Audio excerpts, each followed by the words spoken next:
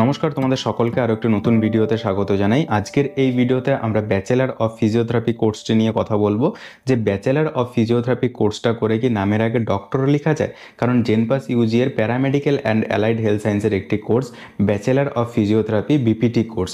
এই বিপিটি কোর্সটা করে অনেকেই দাবি করে যে হ্যাঁ, এই কোর্সটা করে ডক্টর লেখা যায়, মানে তোমরা তোমাদের নামের আগে ডক্টর লিখতে পারবে।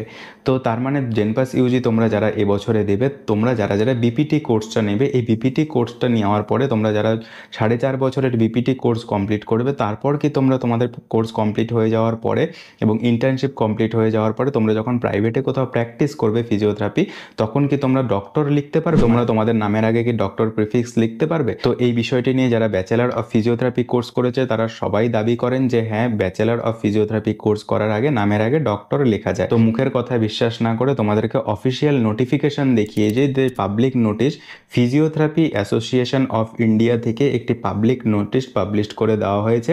কারণ এটা নিয়ে একটা অনেক কন্ট্রোভার্সি হয়েছে মাঝখানে। শুধুমাত্র এমবিবিএস ডিগ্রি বা বিডিএস বা আয়ুর্বেদা বা হোমিওপ্যাথি কোর্স করার পরে ডক্টর লেখা যায় এবং পিএইচডি ডিগ্রি করার পরে ডক্টরেট উপাধি পাওয়া যায়। তো এবার এখানে ফিজিওথেরাপি অ্যাসোসিয়েশন অফ ইন্ডিয়া থেকে কিন্তু একটা পাবলিক নোটিশ পাবলিশ করে বলে দিয়েছে যে we prefix doctor and suffix PT, মানে তুমি তোমার নামের আগে ডক্টর লিখতে পারবে কিন্তু তোমাকে ব্র্যাকেটে পিটি লিখতে হবে।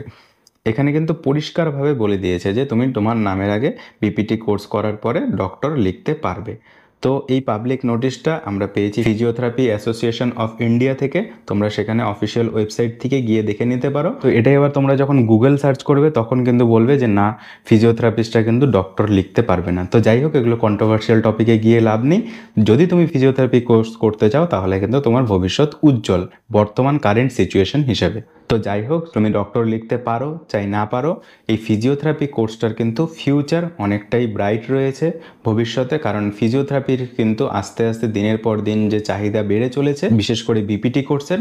তোমরা কিন্তু চাইলে বিপিটি কোর্সটা করে তোমাদের নামের আগে ডক্টর যদি তোমরা নাও লিখতে পারো, যদি কোনো সমস্যাও হয়, তাও কিন্তু তোমরা একটা ভালো জায়গায় পৌঁছতে পারবে। সেন্ট্রাল গভর্নমেন্ট জবের ক্ষেত্রেও কিন্তু এর বেশ ডিমান্ড রয়েছে। এছাড়াও সরকারি এবং বেসরকারি বিভিন্ন জবের ক্ষেত্রে কিন্তু ফিজিওথেরাপিস্টের গুরুত্বটা কিন্তু অনেকটাই রয়েছে অন্যান্য কোর্সের তুলনায়।